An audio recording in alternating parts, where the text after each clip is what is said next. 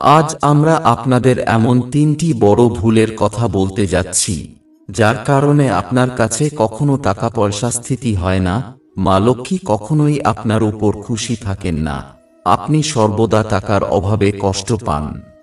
এগুলি আপনার জীবনে অর্থের লেনদেন সংক্রান্ত।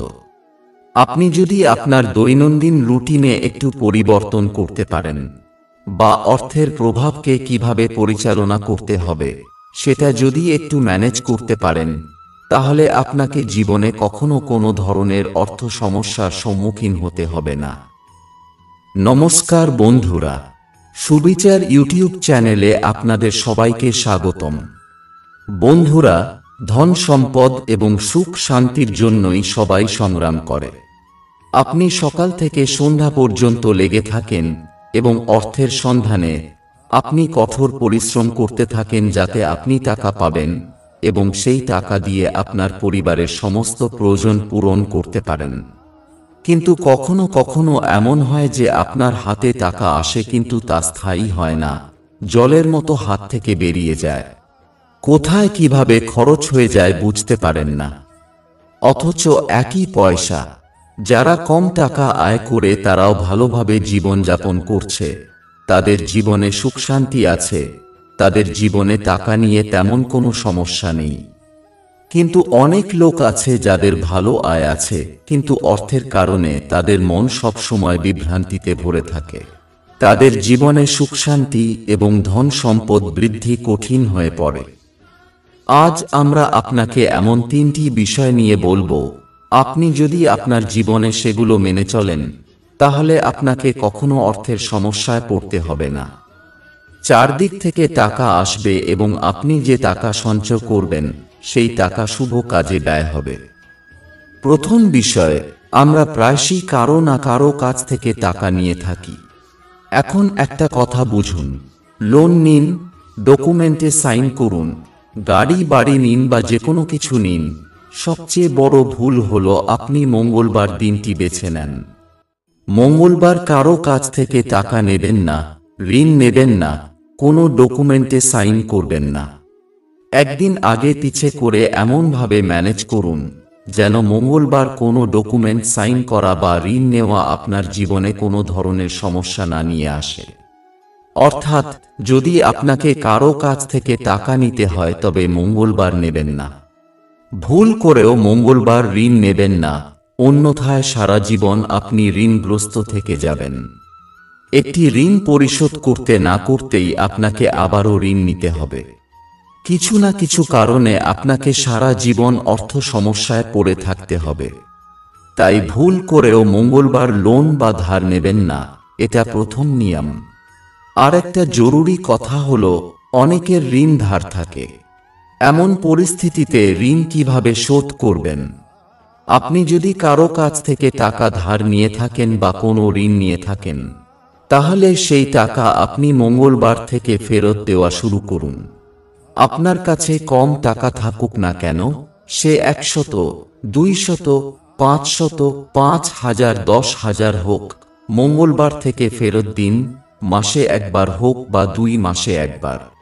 মনে রাখবেন, মঙ্গলবার থেকে ফেরত দেওয়া ঋণ খুব সহজেই শোধ হয়ে যায়। আর যদি মনে করেন কোন দিন আপনাকে ঋণ নিতে হবে, এই পরিস্থিতিতে 2 দিনকে সবচেয়ে ভালো মনে করা হয়, বুধবার এবং শুক্রবার। এই দিনে আপনি ঋণ নিতে পারেন। আরেকটা জরুরি কথা বলে রাখি, আমরা শুক্রবার অন্যকে টাকা দিয়ে থাকি, কিন্তু শুক্রবার ভুল করে কাউকে টাকা দেবেন না। অনেক সময় কি হয়, কেউ টাকা চাইলো আর আমরা পকেটে যা আছে বের করে তাকে দিয়ে দেই। এছাড়াও কখনো কখনো আমাদের কাউকে টাকা দিতেও হয়। এমন পরিস্থিতিতে শুক্রবার দিনটি এড়িয়ে যেতে হবে। শুক্রবার দিন আপনি টাকা নিতে পারেন কিন্তু কাউকে টাকা দেবেন না। টাকা নেওয়ার জন্য শুক্রবার দিনটি দুর্দান্ত। শুক্রবার ঋণ নিন বা কোনো ডকুমেন্ট সাইন করুন, আপনার জন্য সবচেয়ে ভালো হবে। বুধবারও টাকা নেওয়ার জন্য খুব ভালো দিন। এছাড়াও আমরা প্রায়শই যে ভুলটি করি তা হলো, এখন বাইরে আছি, আপনি সন্ধ্যায় চলে আসুন টাকা নিতে, বা যে কারণেই হোক এখন নয়, আপনি সন্ধ্যায় চলে আসুন, কথা বলবো। ভুল করেও রাতে কাউকে টাকা দেবেন না। আপনি পরের দিন সকালে তার সাথে দেখা করুন বা তাকে আসতে বলুন, কিন্তু রাতে টাকা দেওয়া এড়াতে হবে। যে ব্যক্তি সন্ধ্যায় পকেট থেকে বা ঘর থেকে টাকা বের করে অন্যকে দেয়, তার কখনো অর্থ বৃদ্ধি হয় না। সন্ধ্যা এমন একটি সময় যখন আপনি পূজা পাঠ করেন, মা লক্ষ্মীকে আমন্ত্রণ জানান, যার ফলে আপনার বাড়িতে শুভ শক্তি আসে। আর আপনি সেই মা লক্ষ্মীর স্বরূপ টাকা পয়সা অন্যকে দিচ্ছেন। যত দরকারি হোক না কেন সন্ধ্যায় কাউকে টাকা দেবেন না। সন্ধ্যা হোক বা রাতে বড়রা কি করতেন? না, এখন নয়, সকালে কথা হবে বা সকালে টাকা দেব। কেন এমনটা করতেন? প্রথম কারণ, আপনি যদি রাতে কোনো বড় অসুবিধা বা সমস্যায় পড়েন তবে আপনার কাছে টাকা থাকা উচিত। এছাড়াও আরেকটি কারণ, সন্ধ্যায় আমরা আমাদের বাড়ির লক্ষ্মী অন্যকে দেব না, এই কথাটা মাথায় রাখুন। অন্যদিকে বাড়ির মা বোনেরা সন্ধ্যার সময় বাইরে গিয়ে খাবার খায়। সন্ধ্যার সময় এমন একটি সময় যখন আপনি বাড়িতে যা কিছু করছেন, পূজা, ধ্যান, ভোজন ইত্যাদি, সন্ধ্যায় আপনার ঘরেই করুন। কারণ জ্যোতিষশাস্ত্র অনুসারে আমরা যদি খাবারের কথা বলি, তাহলে আপনার রান্নাঘরের খাবারই মঙ্গল, অর্থাৎ এটি ইতিবাচক। বাইরের খাবার, ধাবা, হোটেল বা রেস্তোরাঁ যাই হোক না কেন, এই সমস্ত খাবার অমঙ্গল অর্থাৎ নেতিবাচক শ্রেণীতে আসে। প্রায়ই বলা হয় বাইরের খাবার খাবেন না, এই সব করবেন না। কেন বলা হয়?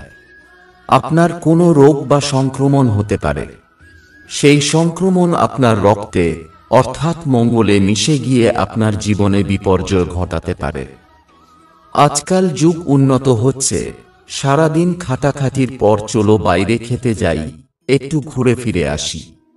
যেতে পারেন, কোনো অসুবিধা নেই, কিন্তু সন্ধ্যায় বেড়াতে যাবেন না, অর্থাৎ পুজোর সময়টা এড়িয়ে যান। আবার এমনটা নয় যে আপনি কোনো মতেই পূজা পাঠ করলেন, প্রদীপ জ্বালালেন আর জিনিসপত্র গুছিয়ে চলে গেলেন বাইরে বেড়াতে, এমনটাও করবেন না। আরেকটি গুরুত্বপূর্ণ বিষয় হলো, আপনার বাড়িতে যত টাকাই পড়ে থাকুক না কেন, আপনার ঘরের আলমারিতে অবশ্যই একটি নোটের বান্ডিল থাকতে হবে। আপনি সেটি খরচ করবেন না। 10 টাকার হোক বা 50 টাকার হোক, সুরক্ষিতভাবে একটি বান্ডিল আপনার আলমারিতে সবসময় থাকা উচিত। আর যে টাকা আপনার হাতে আসে, আপনি তা আপনার স্ত্রীকে দেবেন, আলমারিতে তুলে রাখো। আপনি ভুল করেও সেই আলমারিতে দেখবেন না। যে আলমারিতে বা যেখানে টাকা রাখা হচ্ছে সেখানে আপনি তাকাবেন না। আপনার স্ত্রী যদি রাখেন তবে প্রয়োজন পড়লে তাকে বলুন আপনাকে টাকা বের করে দেবে। আপনি ভুল করেও টাকা বের করবেন না। কারণ টাকা না তো দেখার প্রয়োজন আছে, না তো কাউকে দেখানোর। আপনি যদি আলমারি পরিচালনা করছেন, তবে সেটি দেখার অধিকার আপনার এবং আপনি সেখানে টাকা রাখতে এবং খরচ করতে পারেন। কিন্তু আপনার স্ত্রী যদি এটা করে থাকেন, তাহলে তার ওপর ছেড়ে দিন, আলমারিতে হাত দেবেন না, টাকায় হাত দেবেন না। না হলে এই জিনিসগুলো সেই জায়গাটিকে কোথাও না কোথাও দূষিত করবে এবং আপনার অর্থস্থিতি হবে না। তাই বন্ধুরা, এই গুরুত্বপূর্ণ বিষয়গুলো অবশ্যই মাথায় রাখুন। যদিও বিষয়গুলো খুব ছোট, কিন্তু এর প্রভাব অনেক বড়, আর এই বড় প্রভাব আপনার জীবনে একটি বড় পরিবর্তন আনতে পারে। আপনার জীবনে সুখ এবং সমৃদ্ধি আসুক, দেবী লক্ষ্মীর আশীর্বাদ থাকুক, এই আমরা চাই। এই সময়ে যদি আপনার জীবন আর্থিকভাবে বিশৃঙ্খল হয়ে উঠেছে এবং আপনি যদি আর্থিকভাবে দুর্বল হয়ে পড়েছেন, তবে সময় এসেছে এটি নিয়ন্ত্রণ করার এবং যত্ন নেওয়ার। আপনি যদি এই বিষয়গুলো মেনে চলেন, তাহলে সমস্ত সমস্যা দূরে থাকবে এবং আপনিও আপনার জীবন সুখে কাটাতে পারবেন। তো বন্ধুরা, আমি আবারও একই রকম তথ্য নিয়ে আপনাদের সামনে হাজির হব, তাই ভিডিওতে লাইক করে আমাদের চ্যানেলটি সাবস্ক্রাইব করে রাখুন। যাওয়ার আগে আপনাদের সকলকে অনুরোধ করছি, কমেন্টে জয় মা লক্ষ্মী, জয় মা অন্নপূর্ণা অবশ্যই লিখুন, যাতে তাদের আশীর্বাদ সবসময় আপনার সাথে থাকে।